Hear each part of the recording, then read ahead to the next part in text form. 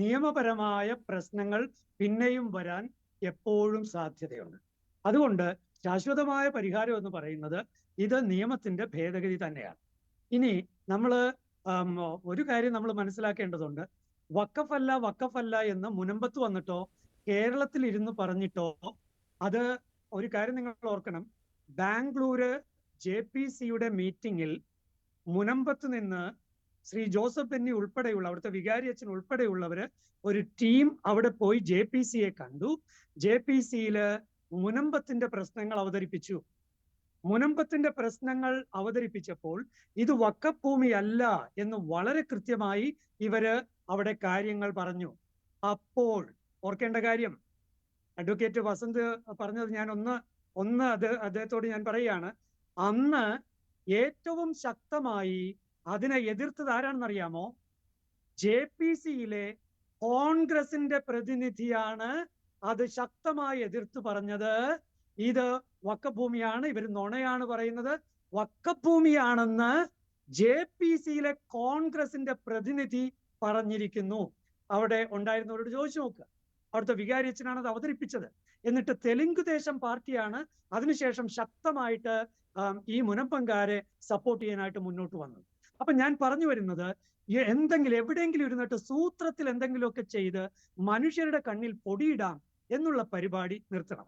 ഇനി നോക്കൂ, മഞ്ജുഷ തുടക്കത്തിൽ പറഞ്ഞല്ലോ, ഒന്ന് പ്രതിപക്ഷ നേതാവിന്റെ നിലപാട്, രണ്ട് ഗവൺമെന്റിന്റെ നിലപാട്. ഗവൺമെന്റും കണ്ണിൽ പൊടിയിടുന്ന നിലപാടുകളാണ് എടുത്തിരിക്കുന്നത്. വഖഫ് അല്ല എന്ന യാഥാർത്ഥ്യം ഇന്ന് പട്ടാപ്പകൽ പോലെ വെളിവായിരിക്കുകയാണ്. വഖഫ് ബോർഡിന്റെ തന്നെ ഉത്തരവിലുള്ള പരാമർശങ്ങൾ തികച്ചും അടിസ്ഥാനരഹിതമാണ്. 1919 ഓർഡർ ഒന്ന് വായിച്ചു നോക്കുക. Categorically sub court, Paravur sub court categorically mentioned that Munambam ഭൂമി ഈസ് വഖഫ് എന്നാണ്, അല്ലെങ്കിൽ അത് ആ ഡീഡ് വഖഫ് ഡീഡാണ് എന്നാണ് വഖഫ് ബോർഡിന്റെ 2019 ഇത് രജിസ്ട്രിയിലേക്ക് എഴുതിയെടുക്കുന്നതിനുള്ള ഓർഡറിൽ എഴുതി വെച്ചിരിക്കുന്നത്. പക്ഷേ അങ്ങനെയാണോ? ഇപ്പൊ രണ്ട് അഡ്വക്കേറ്റ്മാർ ഇവിടെ ഇരിപ്പുണ്ടല്ലോ. ആ 71 പറവൂർ സബ് കോടതിയുടെ വിധി നിങ്ങൾ വായിച്ചിട്ടുണ്ടോ? കൃത്യമായി ഒന്ന് അവിടെ പറഞ്ഞിരിക്കുന്നത് എന്താണ്? അപ്പോൾ ഇങ്ങനെ മനുഷ്യരെ വഞ്ചിക്കാനായിട്ട് വഖഫ് ബോർഡ് അധികാരികൾ വളരെ സൂത്രത്തിൽ കണ്ണിൽ പൊടിയിടുന്ന പ്രയോഗങ്ങൾ നടത്തിക്കൊണ്ടിരിക്കുകയാണ്. അതിനെ പ്രൊട്ടക്ട് ചെയ്യുന്ന ഒരു സർക്കാർ, അതിനെ താങ്ങിപ്പിടിച്ചുകൊണ്ട് ഇത് വഖഫ് ഭൂമിയാണെന്ന് പറയുന്ന സർക്കാർ. മഞ്ജുഷെ, 1950 ഈ ഡീഡ് ഒരു വഖഫ് ഡീഡായി നൽകാൻ സിദ്ദിഖ് സേട്ടുവിന് എങ്ങനെ കഴിയുമായിരുന്നു? 1948 തീരാധാരം അവിടെ നിൽക്കുകയാണ്. ശരിയാണ്, ഇത് വഖഫ് ഭൂമി അല്ല എന്നുള്ള കാര്യം എല്ലാവർക്കും അറിയാവുന്നതാണ്. പക്ഷെ അതിങ്ങനെ കരക്കിരുന്നു കൊണ്ട് പറയുവാനേ ഇവർക്ക് കഴിയുന്നുള്ളൂ എന്നുള്ളതാണ്.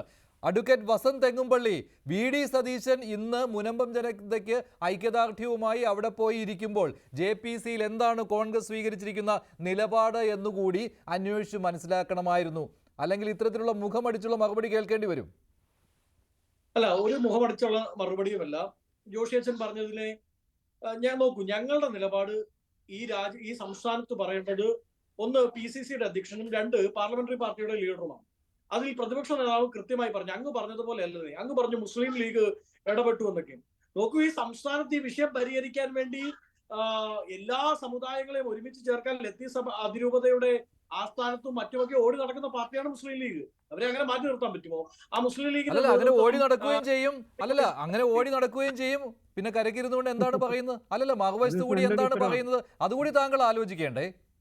അല്ല, ആരാണ് പറഞ്ഞത്? ആര് പറഞ്ഞോ? ആദ്യ നിലപാടല്ല മുസ്ലിം ലീഗിന് പിന്നീട് ഉണ്ടായിരുന്നത്. ഇത് വഖഫ് ഭൂമി അല്ല എന്നൊന്നും ആരും പറഞ്ഞിട്ടില്ല. അങ്ങനെയാണ് കുഞ്ഞാലിക്കുട്ടി പിന്നീട് പറഞ്ഞത്. മഞ്ജുഷ്, KM ഷാജി എന്ന് പറഞ്ഞപ്പോൾ തന്നെ പാർട്ടിയുടെ നിലപാട് KM ഷാജി പറഞ്ഞപ്പോഴേ KM ഷാജി പറഞ്ഞതിന് ശേഷമാണ് ഇത് ഉയർന്നു വരികയും വഖഫ് ഭൂമി അല്ല എന്നൊന്നും നിലപാടില്ല എന്ന് പറയുമ്പോൾ എന്താണ് ഉദ്ദേശിക്കുന്നത്? വഖഫ് ഭൂമി അല്ല എന്ന് ഉറപ്പിച്ച് പറയുവാൻ മുസ്ലിം ലീഗിന് കഴിയില്ല. അതിനുശേഷമാണ് സതീശനും നിലപാട് മാറ്റിയത്. ഇതൊരു പ്രധാനപ്പെട്ട കാര്യമാണല്ലോ. ഈ ഒരു കാര്യം മാത്രം, മുനമ്പത്തെ വിഷയം മാത്രം പറയുന്നതിന് വേണ്ടി JPC-യിൽ പോയത് മുനമ്പത്ത് സമരം ചെയ്യുന്നവരാണ്. അവിടെ വെച്ചാണ് കോൺഗ്രസിന്റെ അംഗം പറഞ്ഞത് ഇവർ പറയുന്നത് കള്ളമാണ് എന്ന്. ഇക്കാര്യം മനസ്സിലായില്ലേ ഇതുവരെ കോൺഗ്രസിന്റെ നേതാക്കൾക്ക് സംസ്ഥാനത്ത്? ശ്രീ മഞ്ജുഷ്, ഒരു നിലപാട് വ്യത്യാസവുമില്ല. ഞങ്ങൾ ആദ്യം പറഞ്ഞത് വഖഫ് ഭൂമി അല്ലാന്ന്, പിന്നെ അങ്ങ് പറയുന്നത് കോടതി തീരുമാനിക്കട്ടെ എന്ന് പറഞ്ഞത്. ഞങ്ങൾ പറഞ്ഞത് കോടതിയിൽ സംസ്ഥാന സർക്കാർ പറഞ്ഞത് വഖഫ് ഭൂമി ആണെങ്കിലും കരമടയ്ക്കാൻ അനുവദിക്കാം എന്ന് പറഞ്ഞപ്പോഴാണ് കോടതി പറഞ്ഞത് അത് പറ്റില്ല. ആ നിലപാട് തെറ്റാണ്. കോടതിയുടെ പരിഗണനയിലേക്ക് എത്തപ്പെട്ടപ്പോ സംസ്ഥാന സർക്കാർ എടുത്ത് ഇരട്ടത്താപ്പ് കൊണ്ട് അത് കോടതിയിൽ തീരുമാനിക്കുന്ന അവസ്ഥയിലേക്ക് എത്തി എന്നാണ് പ്രതിപക്ഷ നേതാവ് പറഞ്ഞത്. അതിനകത്ത് യാതൊരു തെറ്റുമില്ല. എന്നാ പിന്നെ ഒരു കാര്യം കൂടി പറയൂ, എന്താണ് പ്രതിപക്ഷ നേതാവ് പറയുന്ന ഈ 10 മിനിറ്റ് ഫോർമുല? അങ്ങനെ ചുമ്മാ ഈ 10 മിനിറ്റ് എന്ന് പറഞ്ഞു പോകാൻ പറ്റില്ലല്ലോ. എന്താണ് ആ 10 മിനിറ്റ് ഫോർമുല? പ്രതിപക്ഷത്തിന് ഒരു ഉത്തരവാദിത്തമുണ്ടല്ലോ. പറയാമെന്നേ. പറയൂ. ഒന്നാമതായി മുനമ്പത്തെ പ്രശ്നം പൂർണ്ണമായും പരിഹരിക്കാൻ സംസ്ഥാന സർക്കാരിന് സാധിക്കും. പക്ഷേ രണ്ടു പേരുടെയും ഒപ്പം നിന്ന് ചോര കുടിക്കുന്ന കുറുനരിയുടെ സ്വഭാവമാണ് സർക്കാർ. അത് എങ്ങനെ സാധിക്കുമെന്ന് കൂടി പറയൂ. ഈ 10 മിനിറ്റ് എന്ന് പറഞ്ഞുകൊണ്ടിരിക്കാൻ തുടങ്ങിയിട്ട് കുറെ നാളായി. എങ്ങനെ സാധിക്കും? അങ്ങൊന്ന് വഴങ്ങൂ. സംസ്ഥാന സർക്കാർ ആ നിലപാടാണ് അവിടെ സ്വീകരിക്കുന്നത്. സംസ്ഥാന സർക്കാർ സ്വാഭാവികമായും അവിടെ സർവകക്ഷി യോഗം വിളിക്കുകയും എല്ലാ ഭാഗങ്ങളും കേൾക്കുകയും അവിടുത്തെ ഇൻട്രസ്റ്റഡ് പാർട്ടി ആയിട്ടുള്ള വഖഫ് ബോർഡിനോട് ഈ കേസിൽ നിന്നും അവരുടെ ക്ലെയിമിൽ നിന്നും പിന്മാറാൻ ആവശ്യപ്പെടുകയും ചെയ്യണം. ഒന്ന്.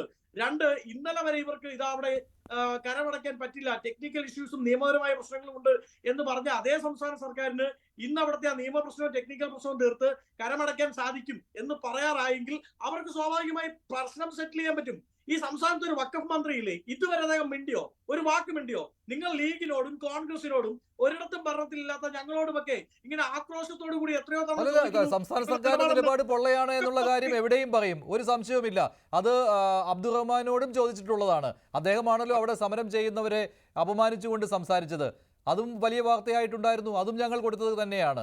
അല്ലാതെ അബ്ദുറഹ്മാനോട് ചോദിക്കാനൊന്നും ഇവിടെ ആർക്കും പേടിയൊന്നുമില്ല. ശ്രീ ജിജി ജോസഫ്, നിങ്ങളും ഈ പറയുന്നതല്ലാതെ അത് ശരിയാണ്, അവിടെ ബില്ല് പാസ്സാക്കി എടുക്കുവാനുള്ള ബുദ്ധിമുട്ടുണ്ട്.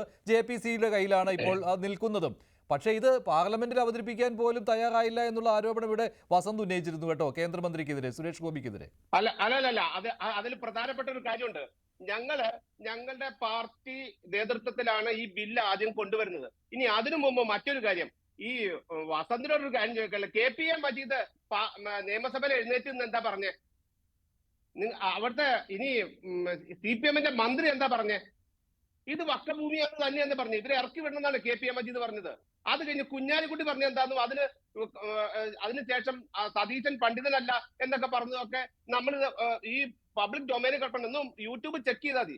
അതൊക്കെ അവിടെ നിൽക്കട്ടെ. 2019 ഞാൻ ഒറ്റൊരു കാര്യം ചോദിക്കണം. ഇത് എല്ലാവരും പറഞ്ഞ BJP അങ്ങനെയാണെന്നൊക്കെ പറയണ്ടേ. 2019 മുതൽ ഇവര് നടക്കുന്നതാണ്. 2019 എടുക്കുമ്പോൾ 22 മുതൽ ഇവര് നടക്കുന്നതാണ്.